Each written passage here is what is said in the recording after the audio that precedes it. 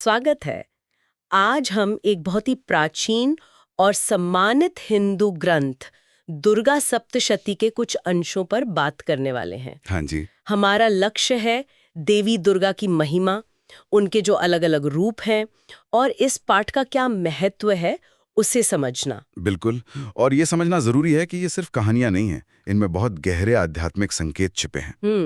जैसे देवी के महामाया रूप का वर्णन है, वो ऐसी शक्ति हैं जो बड़े बड़े ज्ञानियों के मन को भी आप कह सकते हैं बलपूर्वक मोह में डाल सकती हैं। अच्छा, ये तो काफी दिलचस्प बात है। हाँ, इस पर हम आगे और बात कर सकते हैं। इन अंशों में कहा गया है कि देवी का अगर सिर्फ स्मरण कर लें तो वो सभी प्राणियों का डर दूर कर देती हैं, और अगर उनका चिंतन करें तो वो परम कल्याण करने वाली बुद्धि देती हैं, दुख, गरीबी, भय, इन सबको हरने वाली शक्ति। हाँ, और इसी शक्ति को कई नामों से जाना जाता है।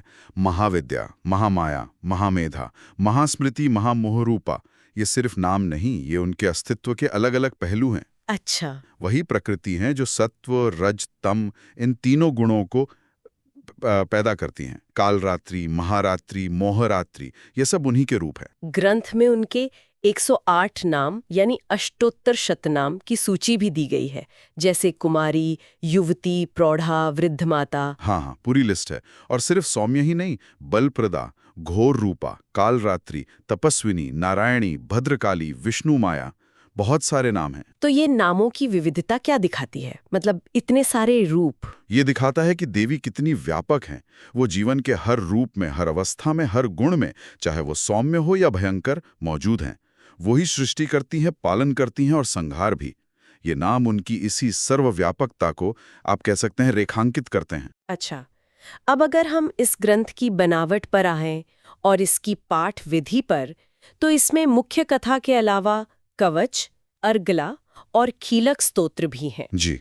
कवच वो तो शायद शरीर के अंगों की रक्षा के लिए प्रार्थना है, जिसमें अलग अलग देवियां अलग अलग दिशाओं और अंगों की रक्षा करती हैं, जैसे ऐन्द्री, वराही, वैष्णवी। बिल्कुल सही, वही है। और अर्गला स्तोत्र में रूप, जय, यश और शत्रुओं के नाश का वरदान मांगा गया है। और कीलक स्तोत्र की बात तो काफी अनोखी है। ऐसी मान्यता है कि महादेव ने इसके मंत्रों को कीलित कर दिया है, मतलब लॉक कर दिया है। हाँ, और इसे खोलने की यानी निष्कीलन की एक सही विधि है। उसी विधि से पाठ करने पर पूरा फल मिलता है। ये भी कहा गया है कि बिना विधि जाने पाठ करने से हानि भी हो सकती है। तो ये इसकी शक्ति और गंभीरता को दिखाता है। बिल्कुल। पाठ विधि भी काफी विस्तृत है। संकल्प लेना, देवी का ध्यान करना, पुस्तक पूजन, न्यास, आपने न्यास का जिक्र किया, ऋष्यादि न्यास, कर न्यास, अंग न्यास, अक्षर न्यास। ये न्यास क्या होता है संक्षिप्त में? देखिए, न्यास का मतलब है मंत्रों की या देवता की शक्ति को अपने शरीर के अलग अलग हिस्सों पर स्थापित करना या महसूस करना। एक तरह से अपने शरीर को उस पाठ के लिए तैयार करना, पवित्र करना। अच्छा, एक तैयारी की तरह। हाँ, और नवाण मंत्र ओम ऐम ह्रीम क्लीम चामुंडाय विच्चे, इसका जाप भी बहुत अहम माना गया है। और इन सब में स्पष्ट उच्चारण और स्थिर मन पर बहुत जोर है। मतलब ये कोई मैकेनिकल रीडिंग नहीं है, ये एक ध्यानपूर्ण अभ्यास है। बिल्कुल। चलिए अब कुछ मुख्य कथाओं की बात करते हैं संक्षेप में।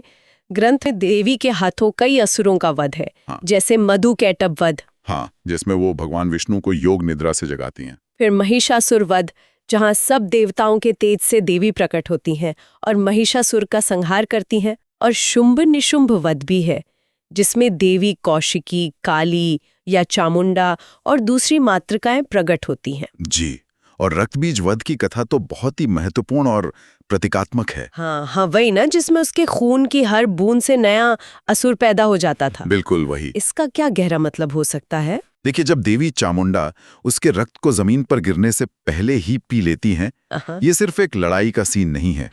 ये शायद दिखाता है कि कैसे हमारी जो बुरी इच्छाएं या नेगेटिव विचार हैं, वो रक्तबीज की तरह बार बार पनपते रहते हैं। और उन्हें जड़ से मिटाने के लिए, जैसे देवी ने रक्त पिया, पूरी जागरूकता और तुरंत एक्शन लेने की जरूरत होती है। अच्छा, एक तरह से बुराई को पूरी तरह खत्म करना। हाँ, बुराई पर अच्छाई की विजय का ये गहरा रूपक है। और इस पाठ के फायदों के बारे में क्या बताया गया है? क्या लाभ मिलते हैं? इन अंशों के अनुसार दुर्गा सप्तशती का पाठ हर तरह की बाधाओं और डर से मुक्ति दिलाता है। सांसारिक रूप से देखें तो धन धान्य, संतान, अच्छा स्वास्थ्य और सौभाग्य देने वाला कहा गया है। और आध्यात्मिक स्तर पर ये चतुर्वर्ग यानी धर्म, अर्थ, काम और मोक्ष, इनकी सिद्धि कराता है। देवी प्रसन्न होकर भक्तों को रिद्धि, सिद्धि, समृद्धि और उन्नति देती हैं। इसे महामारी जैसे संकटों और तीनों तरह के उत्पातों, आध्यात्मिक, आधिदैविक, आदि भौतिक को शांत करने वाला भी कहा गया है। हाँ, और एक दिलचस्प बात यह भी है कि ऐसी मान्यता है कि जहां इस ग्रंथ का रोज पाठ होता है, देवी उस स्थान को कभी नहीं छोड़ती। मतलब वहां उनकी कृपा हमेशा बनी रहती है। तो कुल मिलाकर दुर्गा सप्तशती सिर्फ पौराणिक कहानियों का संग्रह नहीं है।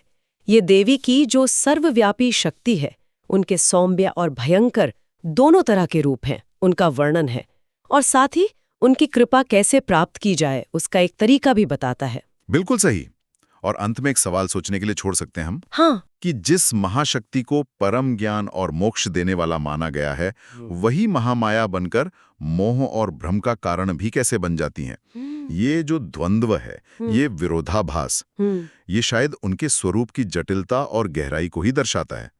इस पर सोचा जा सकता है कि कैसे एक ही शक्ति निर्माण भी करती है और भ्रम भी पैदा कर सकती है।